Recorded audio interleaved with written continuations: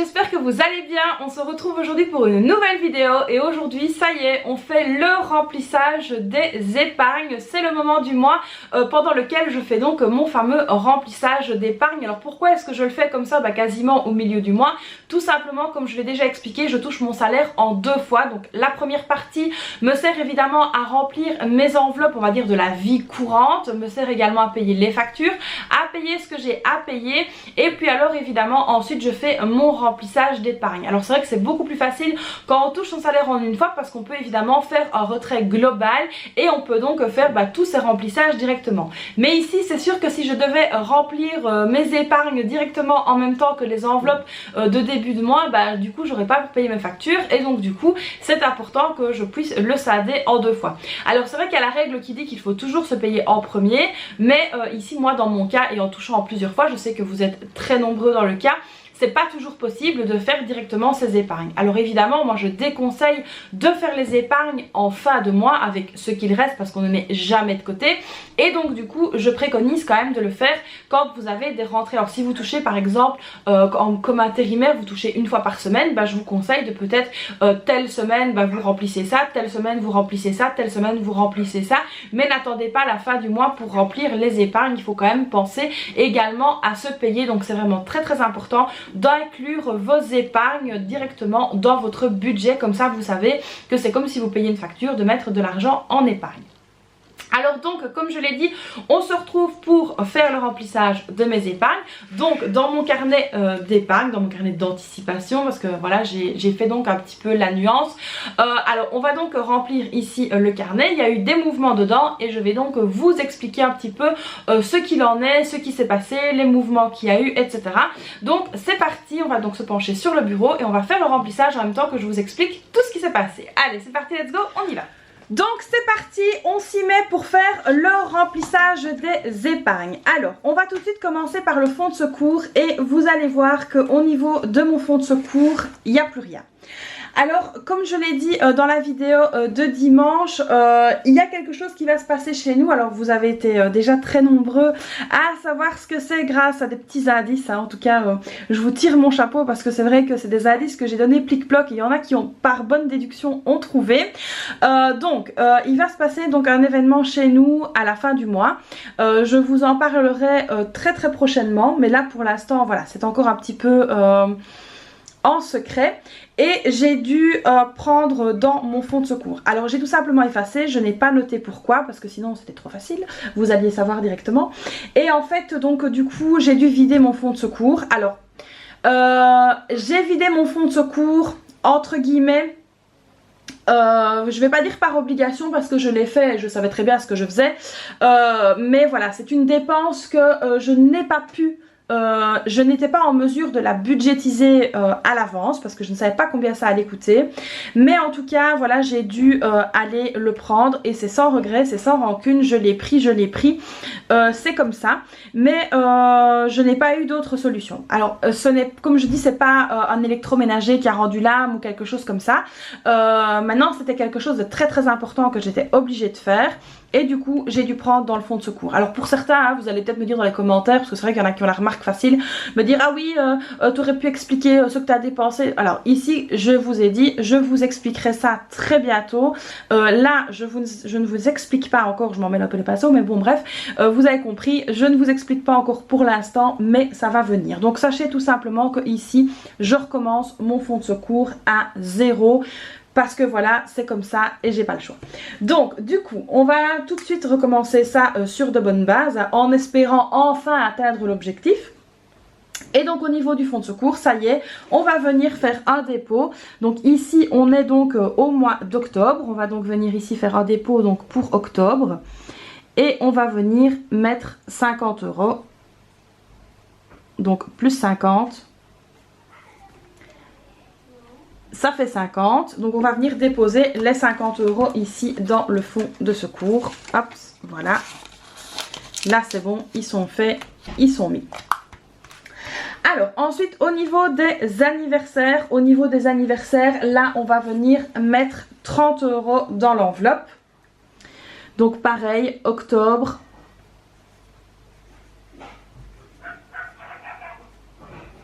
Plus 30. ça fait 30. Donc là il y avait dans l'enveloppe, sauf que les filles ont cumulé 2 anniversaires et que du coup j'ai pris dans l'enveloppe anniversaire pour les anniversaires auxquels les filles sont donc allées. Alors celui du haut, l'action, faisait partie des achats actions, donc ça n'a rien à voir. C'est 2 autres anniversaires et donc du coup voilà, on a pris dans l'enveloppe anniversaire. Donc voilà, ici un petit dépôt de 30 € dans l'enveloppe anniversaire. Alors ici au niveau des stages, on va venir donc déposer 20 € ici dans l'enveloppe. Donc voilà. Alors ici pareil, octobre plus 20. Alors là aussi on a dû, non on n'a pas dû. J'ai pris ici dans l'enveloppe des stages. Pourquoi? Parce que ici donc les filles ne vont pas faire de stage ces vacances-ci. Les vacances de Noël non plus d'ailleurs. Et donc du coup j'ai déjà commencé à payer pour les classes de dépaysement. Alors j'ai pas encore fait vraiment d'enveloppe pour ça. Mais comme il y a des petites choses à racheter, comme par exemple des pyjamas, enfin voilà, il y a plein de petites choses comme ça à racheter. J'ai commencé à anticiper et donc du coup je me suis dit que comme l'enveloppe stage n'allait pas me servir, j'ai pris ce qu'il y avait dedans pour commencer à payer les classes de dépaysement. Alors ça peut être considéré comme un stage aussi parce que c'est quelques jours où elles ne seront pas à la maison. Alors ensuite au niveau des fêtes. Au niveau des fêtes là on va venir déposer 30 €. Voilà, ici on va venir faire un dépôt de 30 €.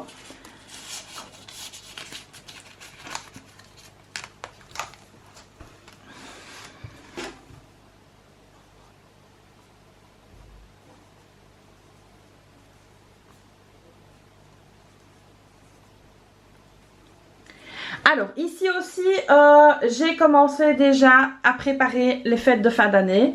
Alors il y en a qui me diront que c'est trop tôt etc. Mais j'ai déjà commencé à acheter certaines choses que mes filles avaient repérées. Et donc du coup l'enveloppe fête m'a servi. Alors je n'ai pas noté ici ce que j'ai acheté pour la bonne et simple raison que mes filles en fait regardent mes vidéos.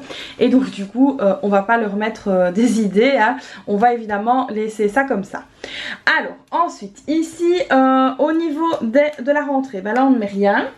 Au niveau des taxes, alors au niveau des taxes il n'y a plus rien parce que j'ai payé les taxes. Donc voilà, j'avais des taxes à payer et donc on les a payées, ça au moins c'est fait, c'est bon.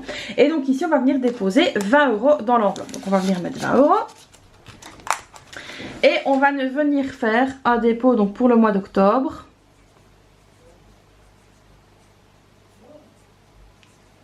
Plus 20, ça fait 20. Donc voilà, ici, là aussi, les taxes, ça forcément, une fois qu'on a des taxes à payer, on prend ce qu'il y a dans l'enveloppe, on les remet sur le compte et puis on paye. Donc ça, c'est logique. Alors, entretien auto. Vous allez dire que j'ai tout vidé, mais quasiment en fait. Entretien auto, notre voiture est donc passée au contrôle technique. Et du coup, voilà, réglage de phare, etc. Il y avait une ampoule à changer. Donc mon mari a changé lui-même l'ampoule. Alors, on avait aussi une petite pièce à remplacer au niveau du lave-glace. Et ça mon mari l'a fait aussi lui-même. Donc on a acheté que la pièce. Et ça franchement on était très content que mon mari puisse vraiment se débrouiller par lui-même et changer les 2 pièces. Donc l'ampoule et la pièce qu'il y avait à changer. On a eu que le réglage des phares à faire. Donc ça c'était vraiment une très très bonne chose. Parce qu'à savoir que j'avais quand même prévu si je ne me trompe pas, j'avais prévu 120 € justement pour passer la voiture au contrôle technique. Et donc du coup voilà, au final ça nous a pas coûté ce prix là. Donc je suis vraiment très très très contente. Donc ici on va venir déposer tout simplement les 20 € d'entretien auto.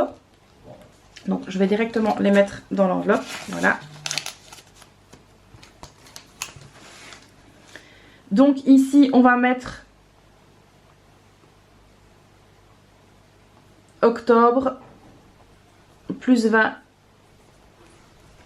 Ça fait 20.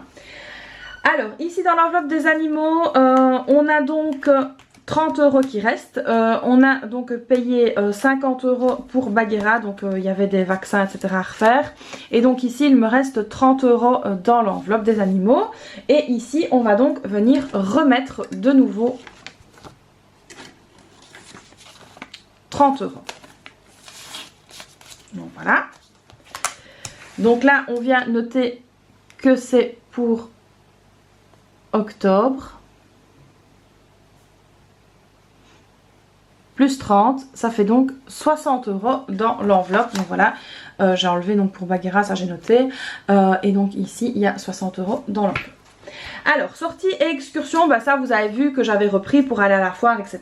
Et donc ici, bah on va rien mettre ce mois-ci dedans parce qu'on a déjà fait notre sortie. Alors ensuite, qu'est-ce qu'il nous reste? Alors oui, il nous reste donc les vacances. Et les vacances, on a donc ici, l'enveloppe est ici. On va donc ici ajouter 50 € ici. Ça fait donc 200 € ici dans l'enveloppe des vacances.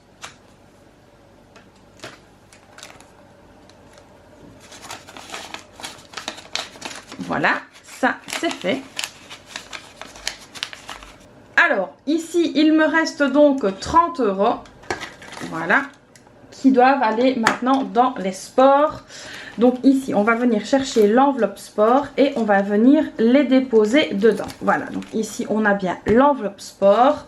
On va donc venir prendre les 30 € qui sont là. Et on va venir les déposer dans l'enveloppe. Donc ici, octobre. Plus 30. Ça fait 30.